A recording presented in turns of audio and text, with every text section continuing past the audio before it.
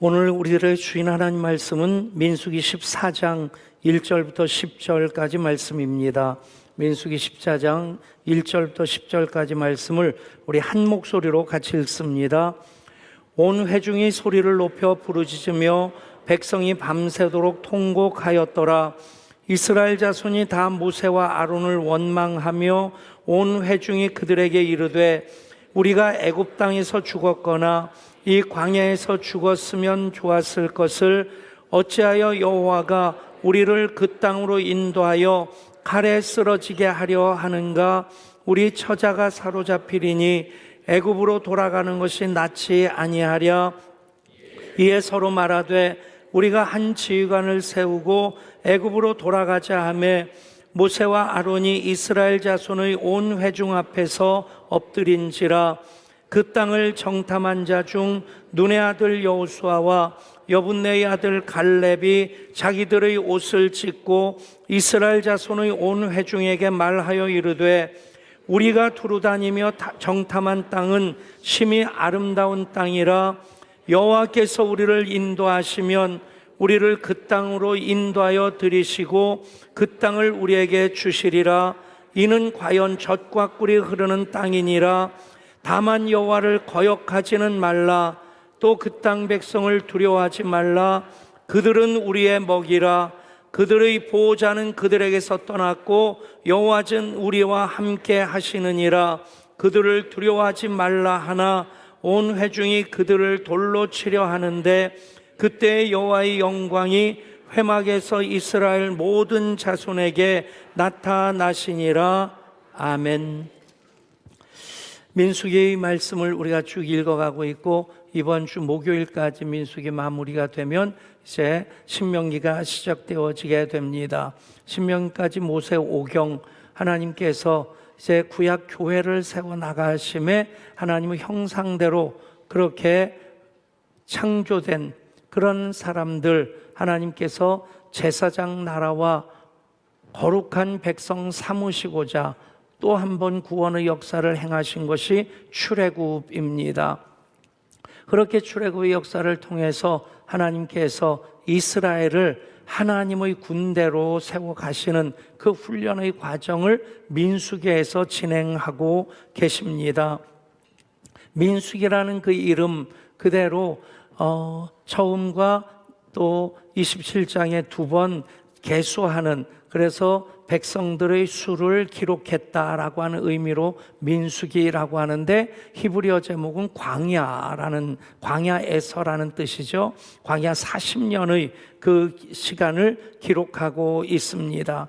또 민수기 전체를 보면 큰 광야가 3번 나오는데 신의 광야에서 십계명과 또 계명의 말씀을 받고 거기서 1년여를 지내면서 장막을 세우고 거기서부터 출발을 해서 바란 광야까지 오고 또 바란 광야에서 모압 광야까지 가는 그런 여정이 이어지는데 이 바란 광야까지 와서 가나안 땅을 바로 목전에 두게 됩니다. 그런데 여기서 하나님의 뜻을 거스리고 그렇게 불평하고 원망할 때 그들이 40일 정탐한 하루를 1년 놓쳐서 40년 방황을 하고 나서 모압 광야까지 이르는 그 과정이 민수기 전체의, 그러니까 시내 광야, 바란 광야, 모압 광야 그 사이로 이동하는 여정이 있는데 이 바란 광야에서 모압 광야까지 과정이 38년의 과정이 된다 하는 것 기억하시면 민수 전체의 흐름을 우리가 알 수 있을 것입니다. 그러면서 하나님께서는 그 부름받은 이스라엘 백성들, 거룩한 제사장 나라와 거룩한 백성으로 부름받은 그들을 이 광야 학교를 통해서 하나님의 군대로 세워 가십니다. 그러니까 두 번의 인구조사는 마치 군대에서 점호하는 것과 같은 의미라고 볼 수 있을 겁니다.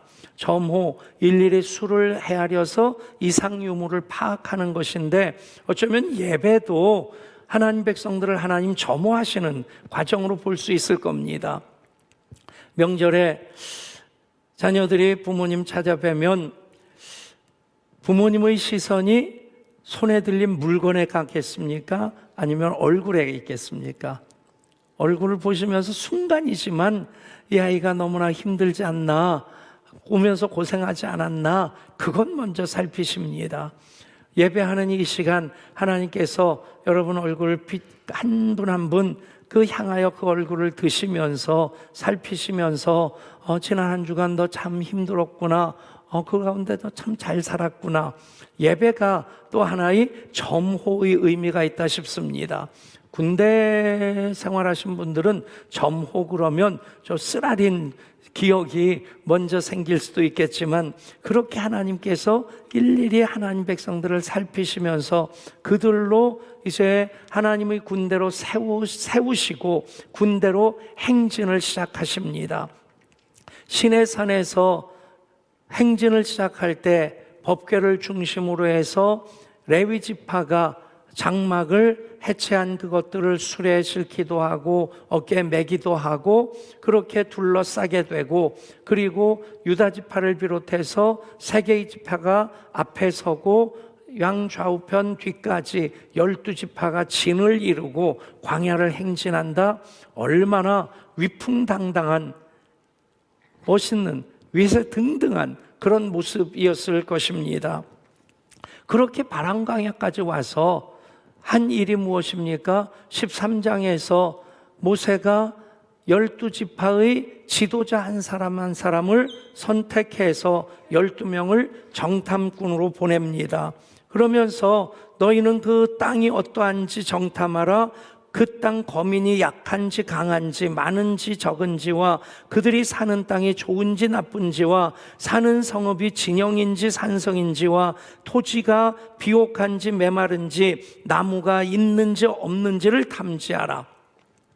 그래서 12명이 들어가서 정탐하고 나와서 보고를 합니다. 그 내용이 13장 마지막에 나오고, 그 보고를 듣고 지금 이스라엘 백성들이 그 일로 인해서 모세에 대해서, 하나님에 대해서 원망하면서, 그리고 다시 애굽으로 돌아가겠다고 그렇게 난리를 피는 것입니다. 어떻게 보고했기 때문입니까? 13장 27절부터의 말씀 보면 모세에게 말하여 이르되 당신이 우리를 보낸 땅에 간즉 과연 그 땅에 젖과 꿀이 흐르는데 이것은 그 땅의 과일이니이다. 그러나 그 땅 거주민은 강하고 성읍은 견고하고 심이 클 뿐 아니라 거기서 아낙 자손을 보았느니라. 그렇게 얘기를 합니다. 그때 갈렙이 막아서서 말합니다. 우리가 곧 올라가서 그 땅을 취하자 능히 이기리라. 그런데 그 10명의 정탐꾼이 또 말합니다. 우리는 능히 올라가서 그 백성을 치지 못하리라. 그들은 우리보다 강하니라.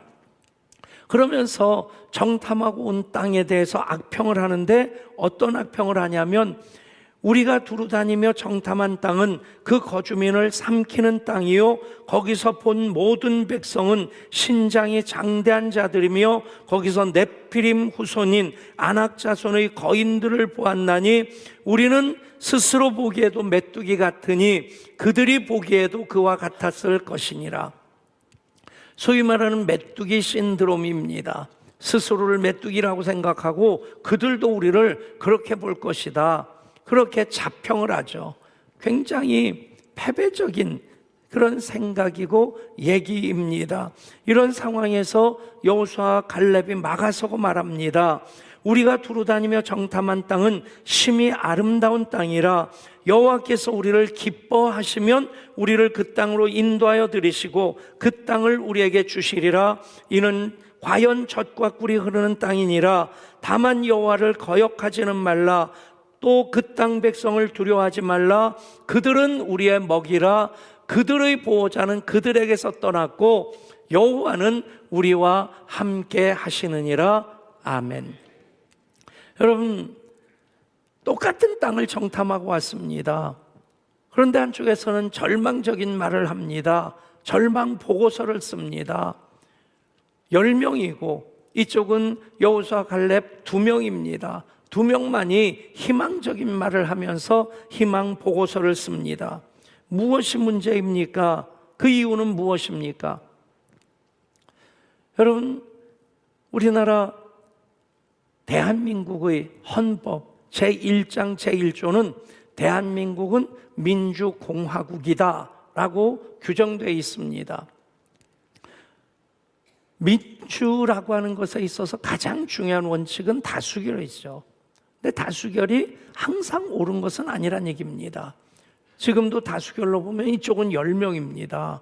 이쪽은 2명입니다. 5배나 많습니다. 그런데 왜 10명은 절망보고서를 쓰고 2명만 희망보고서를 쓰고 있느냐? 그 이유가 두 가지입니다. 하나는 비전이라고 하는 것이고 또 하나는 믿음의 말을 하는 것입니다. 그 두 가지가 오늘 우리들에게 DNA로 장착되는 시간 될 수 있기를 원합니다. 똑같은 것을 보고 왔습니다. 똑같은 사냐, 똑같은 땅, 똑같은 환경을 봤습니다. 그런데 10명은 인간의 눈으로 봤습니다. 불신앙의 눈으로 봤습니다. 반면에 여호수아와 갈렙은 믿음의 눈으로 보고 하나님의 시각으로 보았습니다. 비전이라고 하는 것은 본다라는 말에서 나온 것입니다. 그런데 우리 육신의 눈으로 보는 것도 모든 것을 다 보는 것 아닙니다. 자기 보기 원하는 것을 선택적으로 보는 경향이 있습니다.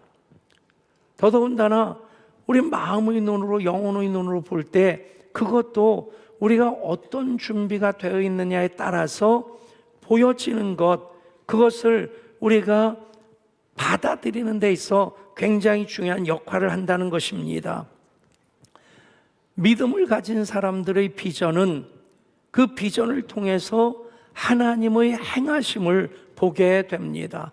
그래서 하나님을 더욱더 기대하게 됩니다. 우리의 삶의 많은 문제들이 있습니다. 요즘 자영업자들 얘기를 들어보면 코로나 때보다도 힘들고 IMF 때보다도 힘들다, 그런 얘기를 합니다. 그런 상황 속에서 그런데 하나님의 백성들 어떤 비전을 가져야 되느냐?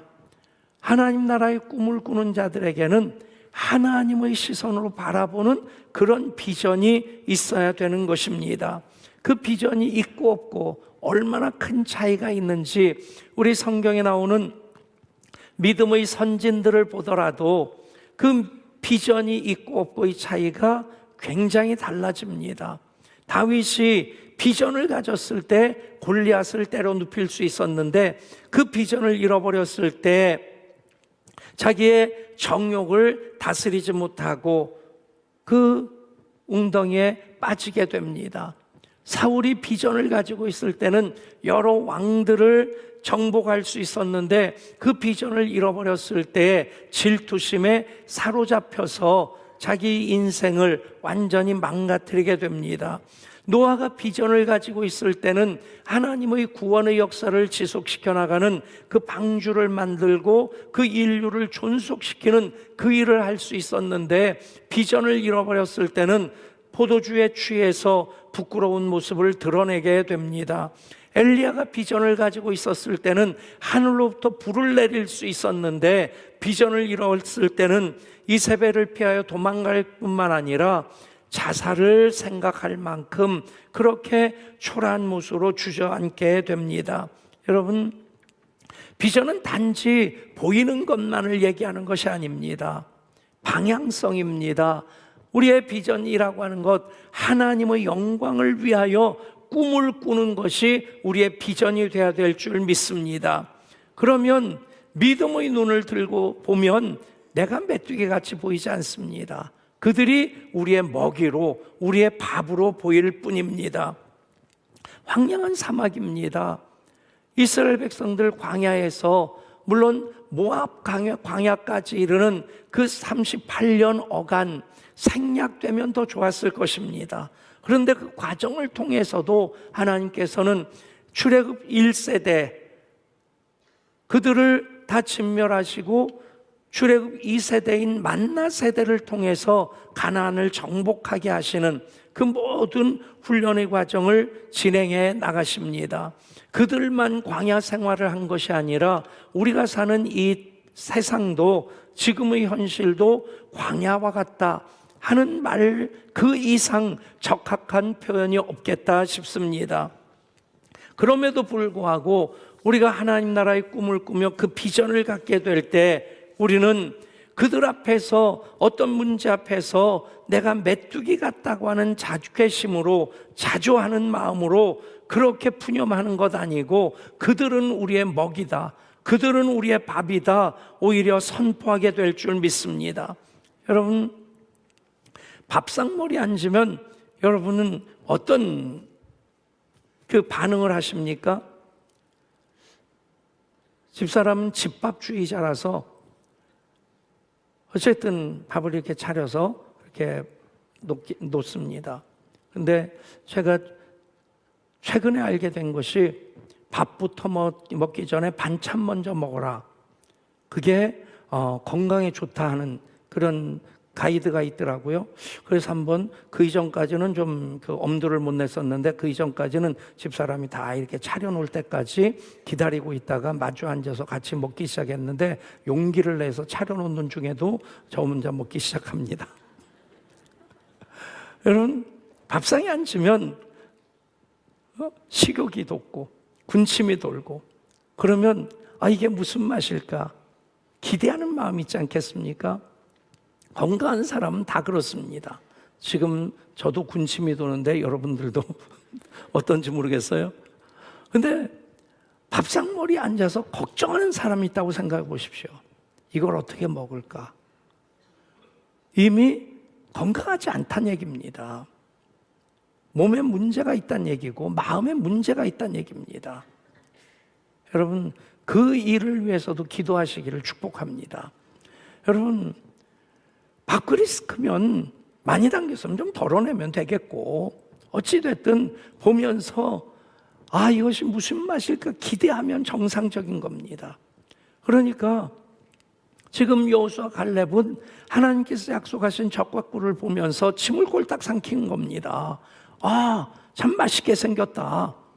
저기서 살면 얼마나 멋있을까. 그런 기대함이 막 커지는 겁니다.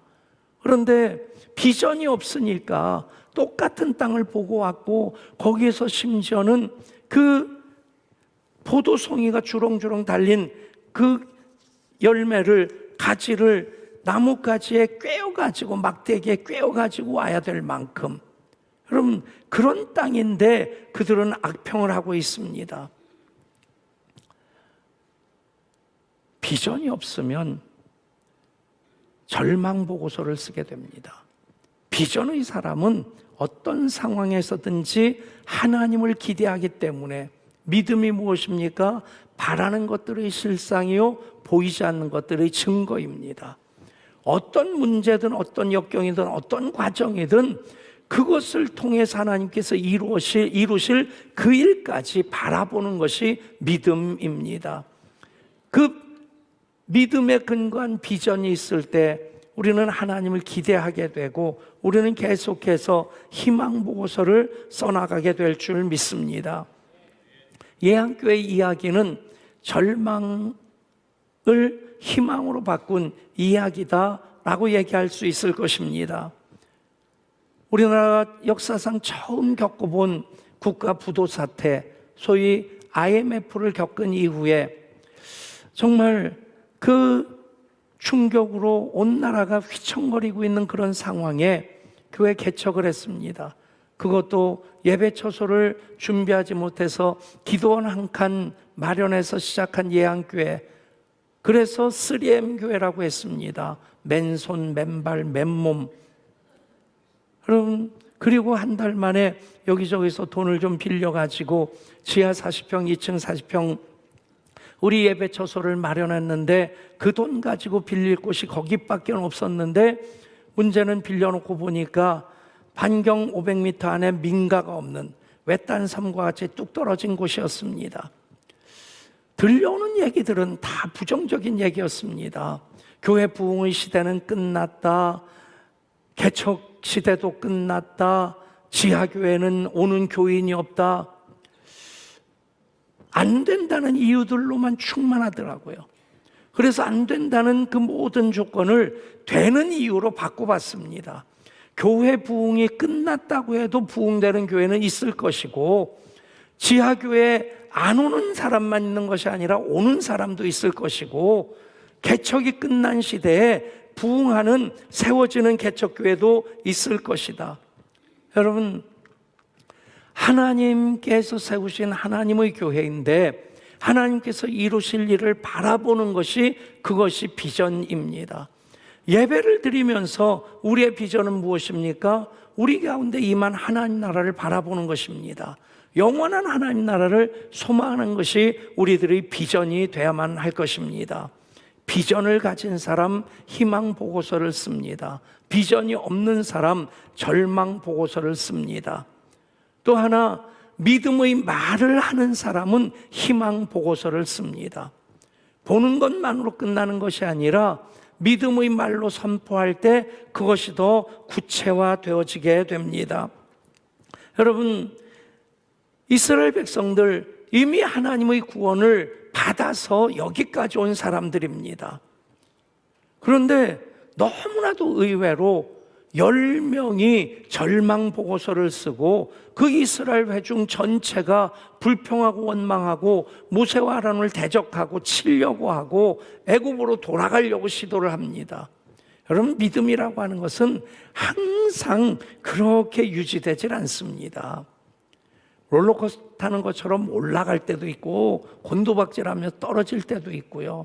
그런데 그 믿음을 관리할 수 있는 가장 좋은 방법이 무엇이냐면 믿음의 말을 선포하는 것입니다. 아멘. 믿음의 말을 선포하는 것이 기도가 돼야 되고요. 믿음의 말을 선포하는 것이 찬송입니다. 여러분, 그 사람들이 믿음이 없는 사람 아닙니다. 교회 안에서 불평하고 원망한다고 해서 그 사람들이 믿음이 없는 사람들이 아닙니다. 다 이미 구원받은 사람들인데 믿음의 말을 하지 않으면 그 믿음이 어느 사이에 가라앉을 수 있고 어느 사이에 온데간데 없이 사라진 것처럼 보여질 수 있다는 얘기입니다. 믿음의 말하는 것 참 중요합니다. 제 개인적으로 많이 아니라 일반적으로 그렇게 인정하는데, 우리나라 한국 교회를 세우는 그 역할 가운데 한경직 목사님이 인격적인 목회의 어떤 그 본을 보이셨다면, 조용기 목사님은 은사 목회, 성령 목회의 본을 보이셨다. 두 분 다 엄청난 참 그 일을 이루신 분이십니다. 근데 그 조용기 목사님의 목회가 희망 목회 45년이라는 책에 담겨져 있고, 그분의 전체 목회를 담은 책이 4차원의 영성이라는 생각이 들어요. 그 4차원의 영성 보면 4가지로 딱 정리가 됩니다. 첫 번째, 생각이 바뀌면 인생이 바뀐다. 꿈이 바뀌면 인생이 바뀐다. 믿음이 바뀌면 인생이 바뀐다. 마지막이 말이 바뀌면 인생이 바뀐다입니다.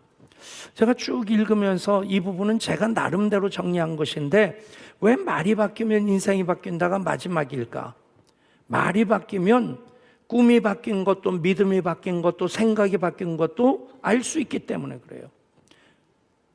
꿈이 바뀌고 믿음이 바뀌고 생각이 바뀐 것 드러나지 않습니다. 그런데 그 말이 바뀌면 꿈이 바뀌고 생각이 바뀌고 믿음이 바뀐 것이 확인되어지게 됩니다. 여러분, 계속해서 믿음의 말을 하실 수 있기를 바랍니다. 기도, 믿음 없이 할 수 없는 기도입니다. 믿음 없이 하면 푸념만 됩니다. 그런데 믿음의 말을 하기 시작하면 하나님을 기대하게 되고 하나님을 더 의뢰할 수 있게 됩니다. 내가 믿음의 말을 하는 사람인지 2가지로 여러분 한번 점검해 보십시오. 오늘 저녁 집에 가서 그냥 TV 보지 마시고 뉴스도 하루 보지 마시고 한번 종이에다가 내가 일반적으로 쓰는 말들, 단어들을 한번 쭉 써보십시오. 여러분, 의외로 믿음의 말이 아닌 누추한 말들, 안 해도 좋은 말들이 많을 겁니다. 이게 저절로 되는 것은 아닙니다. 저도 굉장히 비판적인 사람이었습니다. 제가 목사가 되고 설교하는 설교를 어머니께서 몇 번 들으시고는 그렇게 말씀하셨어요. 내 설교를 들으면 꼭 교수님이 강의하는 것 같다. 논리 정연하게는 얘기를 하는데 뜨거움이 없는 거예요. 제가 이 한 몸 불살라서 나라 민주화를 위해서 그렇게 살아야 되겠다. 어떻게 해야 될까? 그래서 신부가 되려고 고민까지 했는데 정은실하고 사귀고 있어서 그걸 깰 수가 없어서, 여러분, 굉장히 까칠한 사람이었습니다. 굉장히 분석적인 사람이었어요. 그러다가 개척을 했는데 힘든 거예요. 자꾸 비교가 되는 겁니다.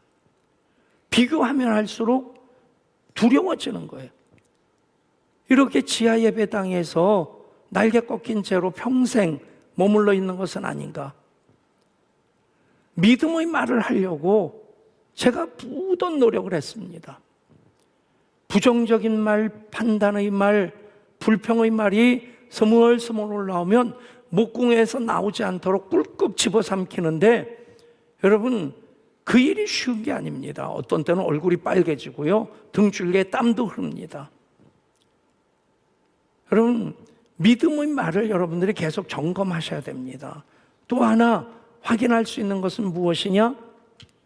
여러분 주위에 믿음의 말을 하는 사람이 많은가, 불신의 말을 하는 사람이 많은가를 한번 생각해 보십시오. 주위에 불신의 말, 불평의 말, 원망하는 사람이 많다면 그 자리를 떠나든지 내 말을 바꾸십시오. 내가 불평하고 원망하니까 그런 사람들이 모이는 겁니다. 여러분, 믿음의 말을 하면 희망 보고서를 쓰게 되고, 그 말을 하나님 들으시고 그대로 응답하시고 역사하십니다. 오늘 말씀에서 믿음의 말은 어떤 특징이 있는가 보면, 믿음의 말에는 그러나가 없습니다. 그러나가 없다. 그러나라고 하는 것 부정접속사입니다.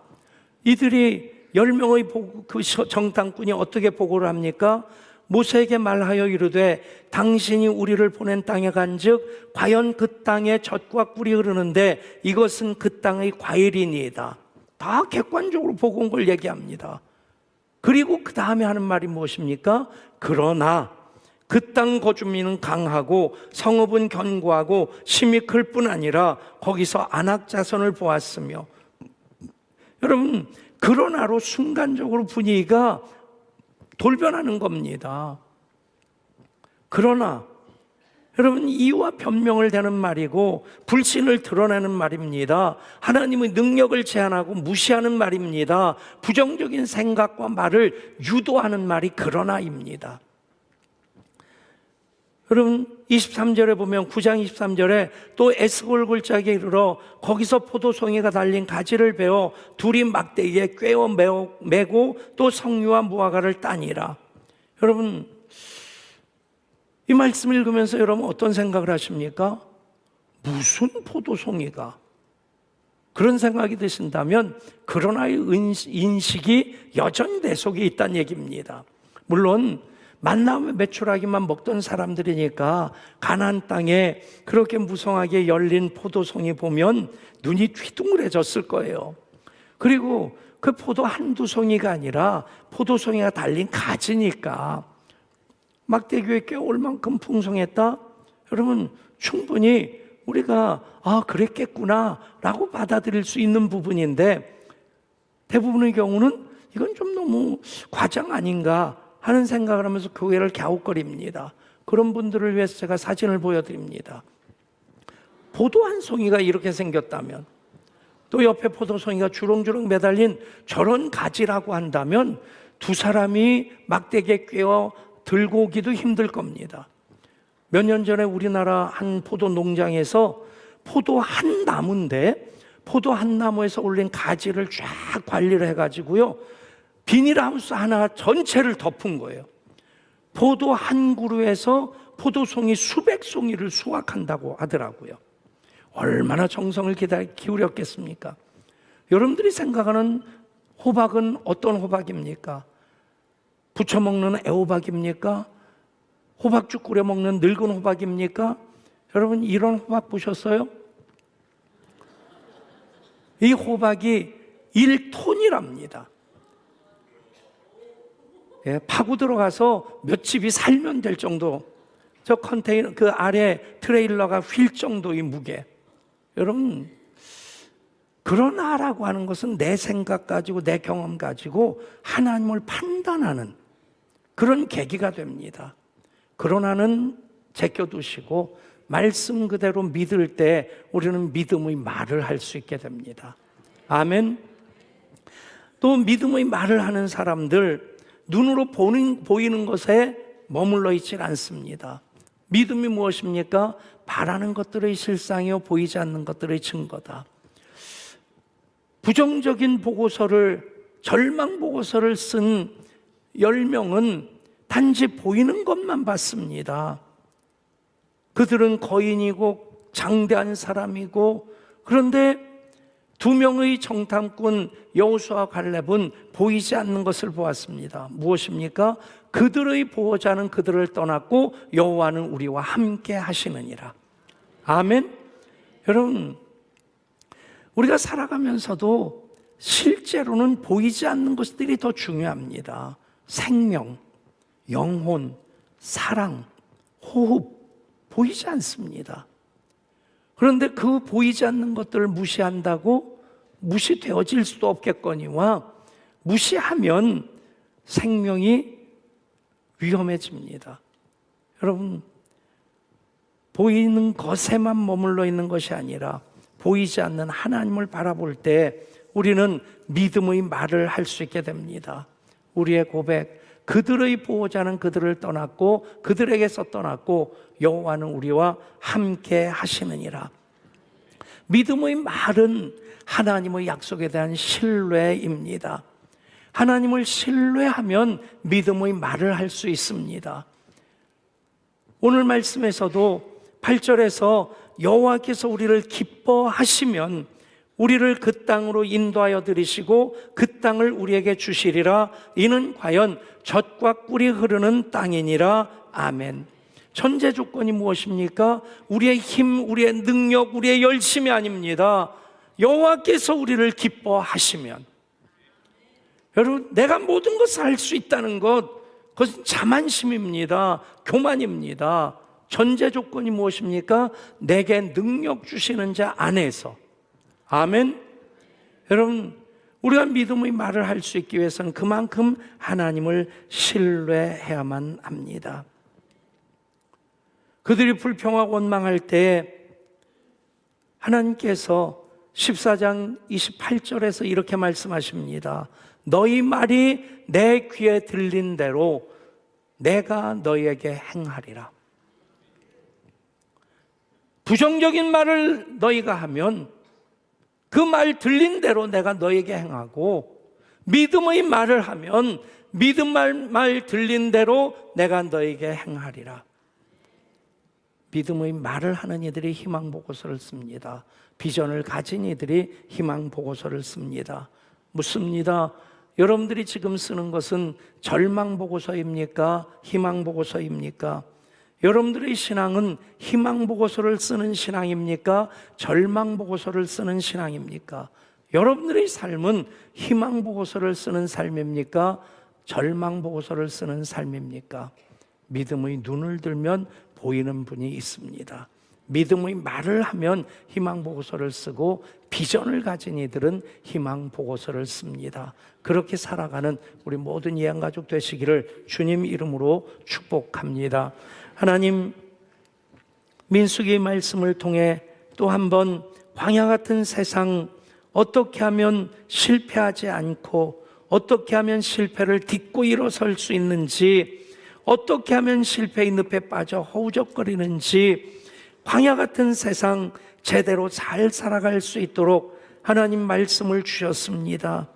그 말씀 붙잡고 비전을 가진 자로서 희망 보고서를 쓰고 믿음의 말로 희망 보고서를 이어 쓰는 우리들 되게 하여 주옵소서. 우리 주 예수 그리스도 이름으로 기도드리옵나이다. 아멘.